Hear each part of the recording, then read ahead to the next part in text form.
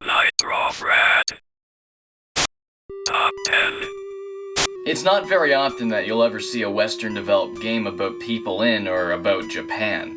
You never see an American game made about Japanese high school students that call each other Yosuke-chan. It just doesn't happen. The opposite, however, has been done countless times. There are many Japanese developed games that are about America, have American heroes, or have a decent amount of American pop culture. So I'm gonna count down the top 10 games that are made by the Japanese that take place in or about Americans. I'm Nitro, and this is the top 10 Japanese American games. Let's go. Number 10.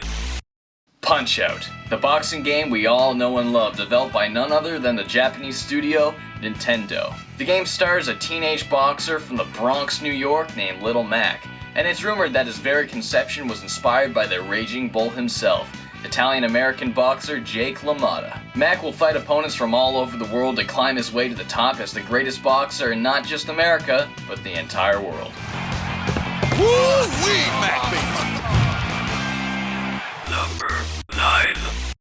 Resident Evil, a game about a zombie outbreak in a town called Raccoon City, which is located in, you guessed it, the Midwestern United States of America. Over the course of the various games, you'll take control of Chris Redfield, Leon S. Kennedy, and Jill Valentine, all of which are proud American heroes that fight zombies in America.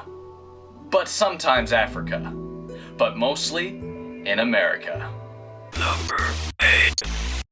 Earthbound. It doesn't exactly take place in America, but it does take place in a fictional America-inspired land called Eagle Land. You couldn't be any less subtle with a title like that. The game sports a pretty hefty amount of American pop culture references, not to mention a lot of tributes to American musicians like Chuck Berry. Number 7. Silent Hill, a town of horrific, twisted events that have claimed many victims over the many years. But where exactly is this twisted town of Silent Hill? Well, it's in none other than New England in the state of Maine. Despite being a Japanese-developed series as of the first 4 games, it takes a lot of inspiration from many American authors and actually has a lot of roads in Silent Hill named after them. It's pretty ironic that the series really went to shit after Americans started developing the games.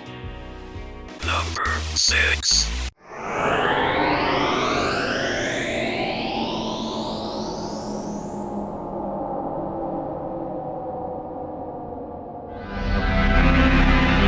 Killer 7, the lunatic masterpiece created by the mind of Suda51 himself. We're talking guys who beat off 4 times a day! The game has a lot of themes regarding American politics, as made evident by the answering machine messages Garshin will receive between levels. Within this game's ridiculously complex story, there's a lot of themes about governmental corruption.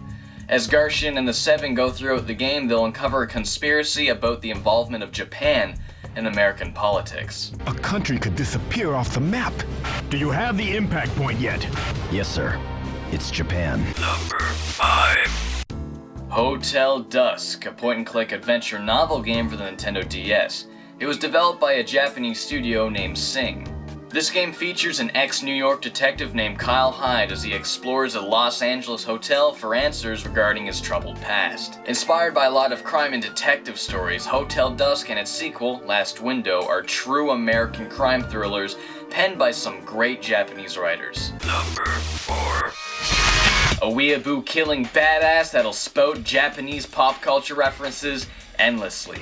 Travis Touchdown is an American assassin turbo nerd obsessed with anime and wrestling, and he'll stop nothing on his kill spree to become the #1 assassin. Suda51 must really have a thing for America. That and total badassery. Yo, help me out here. Where's this death metal dude? I mean, who else would write a story about an American dweeb who buys a lightsaber on eBay and goes to chop off some heads? Fuckhead! Number 3. What's more American than being a proud leader? Now, not everyone can go as far as being president, but Mike Hager is a true American mayor of his beloved city. But when shit goes down, he does what any true American shark-fighting badass would do.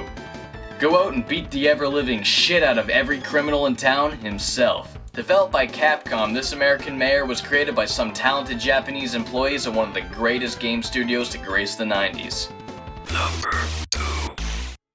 Let me ask you a little question. When you hear the Japanese name Hideo Kojima, what immediately comes to mind?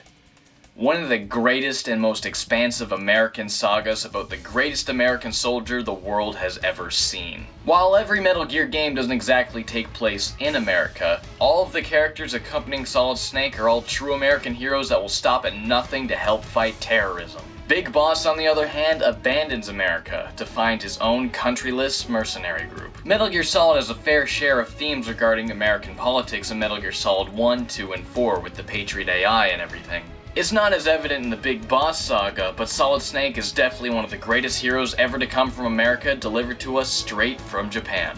You're the toughest, craziest, most hardcore badass on the planet. You're the shit. Number 1. Now ask yourself, what is the most American thing there is?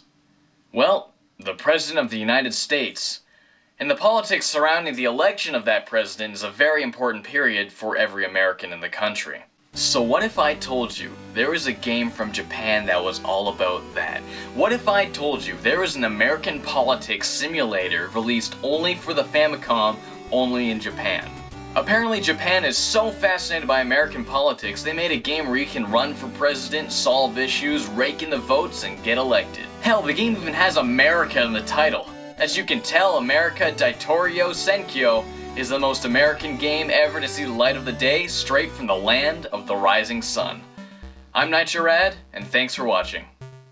Hey guys, and thanks for watching the video the entire way through. I really appreciate it. If you could do me a huge favor and click that like button if you enjoyed the video, and I would be a very happy dude. Also, if you want to see more content by me in the future, feel free to click that subscribe button and get all my new videos as they come out. If you want to watch the video I made last week, I did a video on an RPG Maker horror game called Mogeko Castle. You can watch that by clicking the video on the left. If you want to watch another top 10 I made a top 10 suplexes in video games a while back, so you can watch that one by clicking the video on the right. So hopefully I'll see you rad dudes in the future, and as always, take care. As the Killer 7 go through the game,